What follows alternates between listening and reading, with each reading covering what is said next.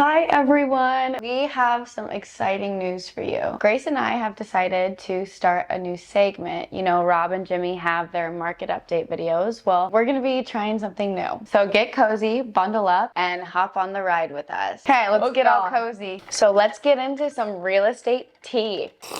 So today we're talking about walkthrough horror stories. This is gonna be a fun one. Okay, let's get into it. Number one, as a seller, I had a final walkthrough scheduled on a cold day. Can you tell where this is headed?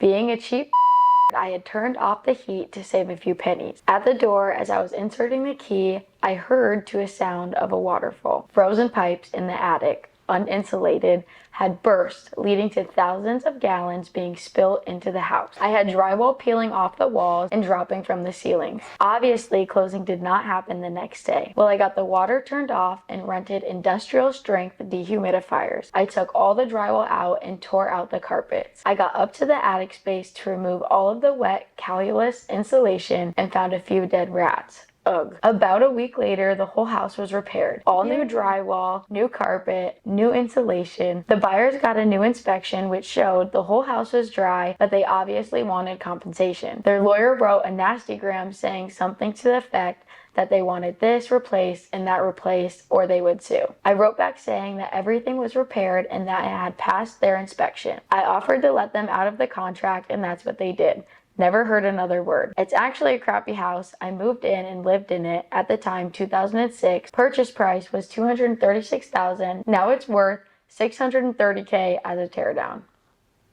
Wow. Wow. Wow. At least he was very easy to cooperate with and he fixed the entire home. Yeah. That's definitely a lesson learned to not save a few pennies and turn all of your appliances off. Yes, you learn something new every day, don't you? So now it's my turn. So this is story number 2. This one's funny. I had a client buying a kind of hippie mini farm, and one of the features was a full-on treehouse with a kitchen and electricity. One of the borrowers planned to do her Reiki business in there. Cool. The bathroom facility allocated to the treehouse was an outhouse. Also fine, whatever. Buyer's agent is going to be out of town the day they ended up wanting to close and asked if another agent could cover the walkthrough for them. The other agent takes immense pride in her work and is extremely thorough and was going to make sure that she reported every single defect on that house with photos and in detail. So the day of the final walkthrough comes around. The documents are at the attorney's and I get a panicked phone call from an agent who did the walkthrough with them. The outhouse had a turd in it.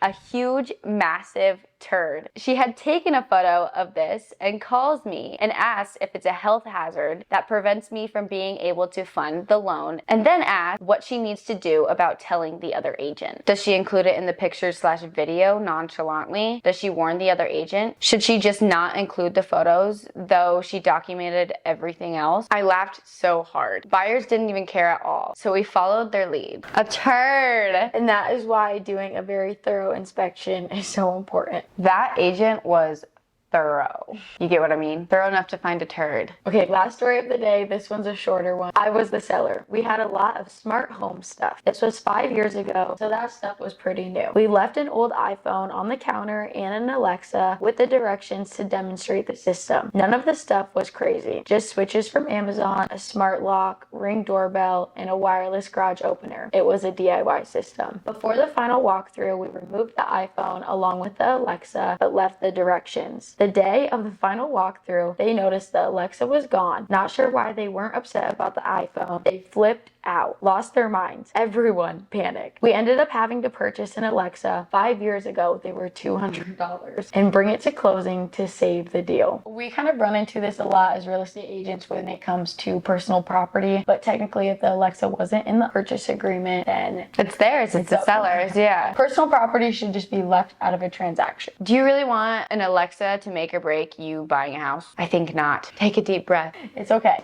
It's gonna be fine. I'm just glad it all worked out. Well, thank you for joining us today. Bye. Make sure to follow us on all of our socials if you haven't already. Subscribe to our YouTube channel. We really need more subscribers. And get notified every time we post. Okay, bye guys. Have a good one. See you next week. Bye.